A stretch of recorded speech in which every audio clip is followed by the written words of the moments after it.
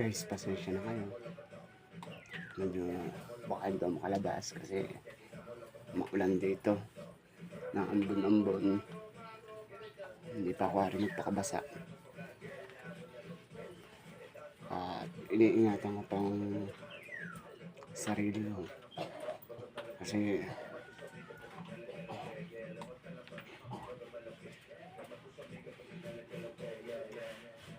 baka wala ako.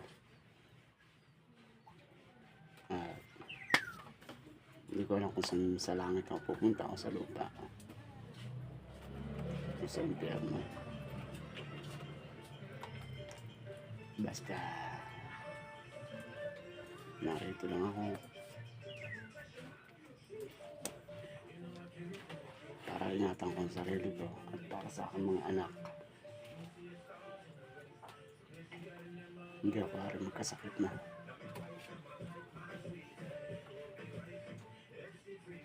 Basta pinapangako ko sa inyo mga anak, hindi na mahabang panahon na hirap ako.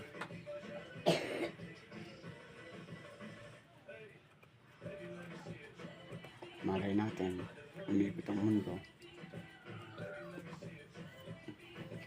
Pagpalain ako ng Panginoon sa pagtaya-taya ko.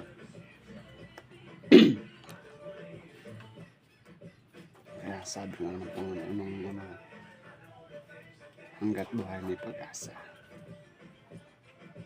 Hindi natin masasabi.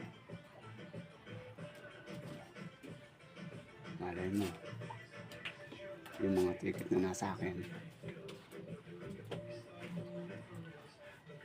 ay isa na pala dito ang tama ko.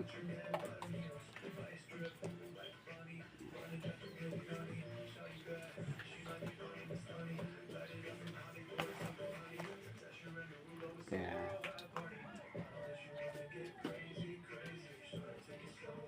pinipilit ko maging malakas, lalo na sa mga anak. Mahal na mahal ko kayo. Ikalim mo sa isip niyo yan, kayo lang mahal ko. Mahal na mahal ko kayong pamilya. At hindi na mag-asawa kahit kailan.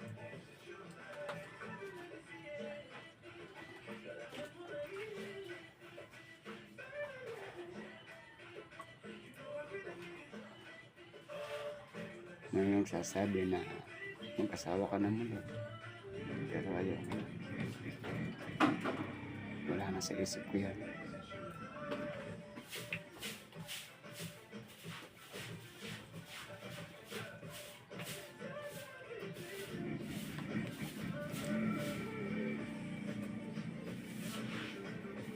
Pagkatapos lulukuhan na naman ako. Katakot-takot na luha na naman mangyayari sa akin. Hanggang sa hindi ko na naman siya makalimutan. Ito na nga lang asawa ko, hindi ko pa makalimutan.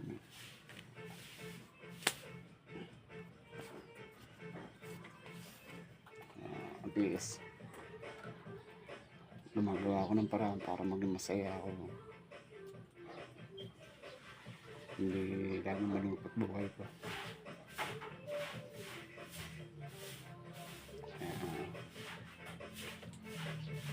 Maraming salamat sa inyo.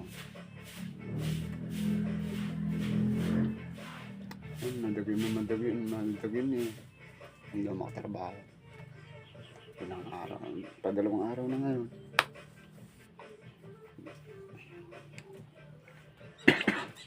Sana may magpagawa para may panggastos pa rin ako. God bless. Peace out.